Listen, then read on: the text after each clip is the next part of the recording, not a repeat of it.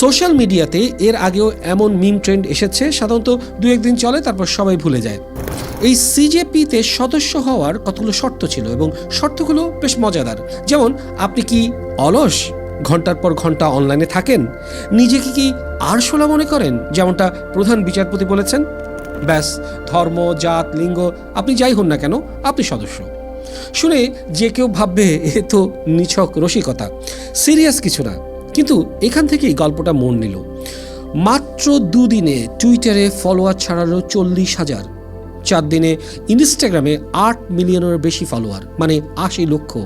আর সেই সংখ্যা টপকে গেল পৃথিবীর সবচেয়ে বড় রাজনৈতিক দল বিজেপিকে। अभी आप सुबह उठते ही देख रहे होंगे कि हमारे फॉलोअर्स अब बीजेपी से भी ज्यादा हो चुके हैं। আর শেষমেশ সেই সংখ্যা পৌঁছালো 22 মিলিয়নের উপরে, মানে 2 কোটিরও বেশি ফলোয়ার। অনেকে বলছেন এটা সম্ভবত ইতিহাসের অন্যতম দ্রুতগতির অর্গানিক সোশ্যাল মিডিয়া গ্রোথ। তবে একটা কথা মাথায় রাখবেন, এই সংখ্যাগুলো প্রতিদিন বদলায়। যেমন CNN, আল জাজিরার মতো আন্তর্জাতিক সংবাদ মাধ্যম এক এক সময় এটাকে 19 থেকে 23 মিলিয়ন পর্যন্ত উল্লেখ করেছে। তাই আমরা ধরে নিলাম সংখ্যাটা 2 কোটির আশেপাশে।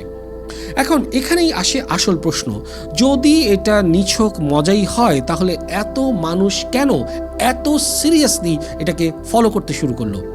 আর তার চেয়ে বড় প্রশ্ন, ভারত সরকারের লোকজনই এত হইচই শুরু করলো কেন?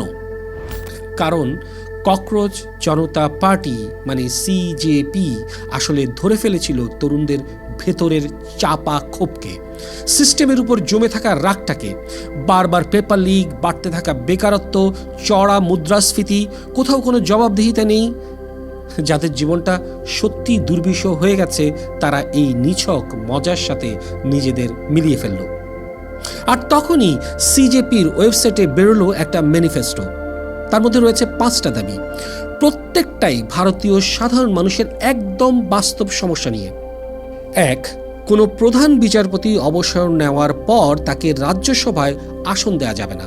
2, দেশে যদি কোনো বৈধ ভোট মুছে ফেলা হয় তাহলে মুখ্য নির্বাচন কমিশনারকে কঠোর সন্ত্রাস বিরোধী আইন UAPA-তে গ্রেফতার করতে হবে।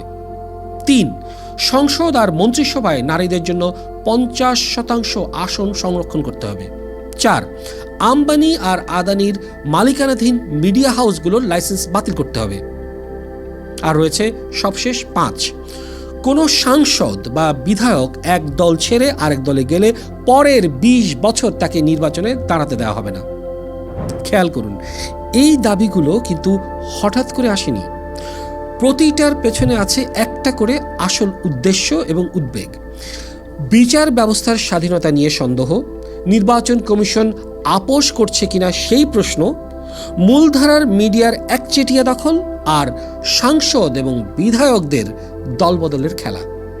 মানে মজা করার মোড়কে সিজেপি যে কথাগুলো বলছিল সেগুলো ভয়ঙ্কর রকম সিরিয়াস। আর সম্ভবত ঠিক এই জিনিসটাই ক্ষমতাসীনদের সবচেয়ে বেশি অস্বস্তিতে ফেলে দিল। কারণ যতক্ষণ এটা শুধু একটা মিম ছিল ততক্ষণ সমস্যা কিছুই ছিল না, কিন্তু যখন মিমের পেছনে লক্ষ লক্ষ মানুষের সাথে মিলে যাওয়া আসল দাবি জুড়ে যায় তখন সেটার মজা থাকে না, সেটাও হয়ে ওঠে একটা রাজনৈতিক চাপ। যেই মুহূর্তে সিজেপি মজার মোড়ক ছাড়িয়ে মানুষের হয়ে আসল ইস্যুতে কথা বলা শুরু করলো, ঠিক তখন থেকেই সমস্যার শুরু। তারা নিট পেপার লিকের জন্য ভারতের শিক্ষামন্ত্রী ধর্মেন্দ্র প্রধানের পদত্যাগ দাবি করলেন এবং সেজন্য তারা একটা পিটিশন শুরু করলো। मुझे लगता है अब कुछ असली काम करने का भी वक्त आ गया है, जिसके लिए हमने ये शुरू किया था। तो आज हम एक पिटीशन शुरू करने जा रहे हैं जहां पर हम एजुकेशन मिनिस्टर का रेजिग्नेशन मांगने जा रहे हैं। আর সেই পিটিশন করার ভিডিওটা 1 ঘন্টায় 1 কোটির বেশি ভিউ পেল।